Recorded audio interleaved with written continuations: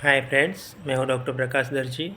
फिर से एक बेहतरीन टॉपिक के साथ आज हम डिस्कशन करेंगे होम्योपैथिक कैसे हमको हेल्पफुल हो सकती है। अभी जो प्रोबेबली केसेस आ रहे हैं, चाइना में इसका स्प्रेड बहुत ज़्यादा हुआ है, ऐसे न्यूज़ आ रहे हैं। तो HMPV वायरस, जिसको हम ह्यूमन मेटान्यूमो वायरस कह सकते हैं, जो अपर रेस्पिरेटरी ट्रैक और लोअर रेस्पिरेटरी ट्रैक को अफेक्ट करता है, जिसको हम कॉमन सिम्टम्स कोल्ड और कोराइजा जैसे ही है। जो कोविड का था उसके टाइप ही सिम्टम्स है उसके। तो इसमें क्या क्या दिक्कतें आ सकती है दोस्तों? तो एक उसमें सर्दी खांसी पहले लगता है, ड्राई कफिंग हो सकता है, नाक से पानी बहना शुरू हो सकता है और फीवर आना शुरू हो जाता है। ये 3 से 6 दिन के बाद, इसके सिम्टम्स के बाद ये वायरस का डायग्नोसिस पॉसिबिलिटी है। और इसका स्प्रेड भी बहुत ज़्यादा हो रहा है दोस्तों, मतलब इसकी सीवियरिटी बहुत स्ट्रांगली है, तो स्प्रेड भी जल्दी होता है। और इसका डेथ रेशियो का अभी पता नहीं मुझे, क्योंकि ये अभी हमारे इंडिया में तो 2-3 केस आए हैं, और बच्चों में और ओल्डर एज में जिनकी इम्यूनिटी लोअर है उनको ज़्यादा अफेक्ट हो सकता है। तो इसके लिए हमें क्या क्या परहेज़ रखना है, क्या क्या काळजी रखनी है, क्या क्या करना है हमें तो इसके लिए हमें जैसे कोविड में करते थे वैसे भीड़ भाड़ वाली जगहों से थोड़ा दूर रहना है। फिर जहाँ भी बाहर निकलो और काम काज हो तो उसके बाद घर पे आके wash the hand face area, आपको हाथ पाँव सब अच्छे से धोना है साबुन से, एंटीबैक्टीरियल साबुन से धोना है आपको। और उसके साथ आपको छींक या खांसी आती है तो रुमाल या नैपकिन रखना है, यह आपको परहेज रखना है। फिर इसमें टेंशन वाली चीज़ें नहीं है, क्योंकि वायरस स्प्रेड भी ज़्यादा होता है और अफेक्ट भी ज़्यादा होता है, और उसकी मेडिसिन जल्दी काम भी नहीं करती है। तो वायरस को आप फाइट देते वक्त आपको आपकी इम्यूनिटी बूस्ट करनी चाहिए। और आपको इम्यूनिटी बूस्ट करने के लिए क्या क्या परहेज करनी चाहिए? तो इसके लिए अच्छे से नींद होनी चाहिए आपकी। अगर आपको सिम्टम्स ये सब आते हैं तो आपको एक रेस्ट लेना चाहिए, पौष्टिक खुराक लेना चाहिए। बाहर की चीज़ें खाना अभी फ़िलहाल के लिए बंद करना चाहिए।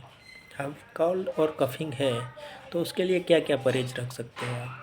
और कोल्ड कफिंग में आप थोड़ा गुनगुना पानी पी सकते हो सुबह दोपहर शाम। तो ये आपके अपर रेस्पिरेटरी ट्रैक में इन्फेक्शन जो फैलता है और न्यूमोनाइटिस जैसे चेंजेस आते हैं उसको रोकने में प्राइमरी अफेक्ट करता है। सेकेंडरी, आप गुड़ की चाय पी सकते हो, या गुड़ की चाय पी सकते हो, या गुड़ का उबाल के पी सकते हो दोस्तों। तो ये एक प्रिवेंटिव ट्रीटमेंट है। होम्योपैथिक इसमें क्या क्या काम कर सकती है दोस्तों? इसमें न्यूमोनिया हो सकता है, ये केस न्यूमोनिया होने के बाद डबल न्यूमोनिया, और इसमें रेस्पिरेटरी रेट अरेस्ट होने लगती है, और उसके वजह से डेथ और डिक्लाइन द केस हो सकता है। तो उसके लिए आपको आपके फेफड़े को मजबूत करने के लिए कोई इलाज करना चाहिए। तो आपको अगर इन्फेक्शन हो जाता है तो उसके बाद क्या कर सकते हो? इसका रिपोर्ट तो अभी नहीं आ रहा है और जल्दी आएगा ऐसा गवर्नमेंट बोल रही है। और स्प्रेड भी अभी चाइना में ज़्यादा है, आउट कंट्री में अभी इसका रेशियो नहीं दिख रहा है। इंडिया में 2-3 केस आए हैं, तो उसके हिसाब से गवर्नमेंट जो भी प्रोटोकॉल बताएगी उसको हमको फॉलो करना है। होम्योपैथिक कैसे हमको हेल्प कर सकती है दोस्तों? होम्योपैथिक में बहुत सारे मेडिसिन है जो निमोनिया कवर करती है, upper respiratory tract infection cover करती है, lower respiratory tract infection cover करती है, और सडन एंड वायलेंट सिम्टम्स को कवर करती है। तो ये sudden and violent and viral के लिए बेलाडोना है, आर्सेनिकाल है, जेल्सियम है, डल्कामारा है, हेपारसल्फ है, ब्रायोनिया है, ये सब मेडिसिन है दोस्तों। तो बच्चों में क्या क्या मेडिसिन काम आएगी दोस्तों? तो बच्चों में हेपारसल्फ, जिसमें कफिंग है ज़्यादातर, और सेंसिटिव टू कोल्ड ज़्यादा दिखता है बच्चा और चिड़चिड़ा ज़्यादा लगता है, तो उसमें हेपारसल्फ काम करेगी। जो बच्चों में पानी कम पी रहा है और उसका राइट साइड अफेक्शन मोर है, कफिंग और ड्राइनेस, और राइट साइड अफेक्शन ज़्यादा है तो उसमें जैल्सीमियम काम करेगी, बच्चा अगर हॉट हो तो।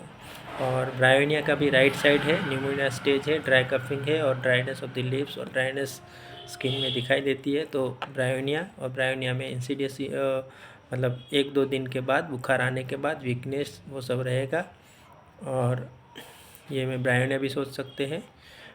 इप्पी का, जिसमें वोपिंग कफ के साथ तुरंत वॉमिटिंग हो जाना, उसके लिए हम इप्पी का भी सोच सकते हैं दोस्तों।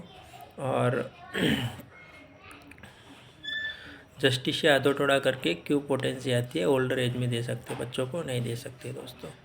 तो ये प्रिवेंटिव मेडिसिन है होम्योपैथिक के लिए। तो ये वायरस के लिए बचने के लिए ये सब उपाय है। Thank you.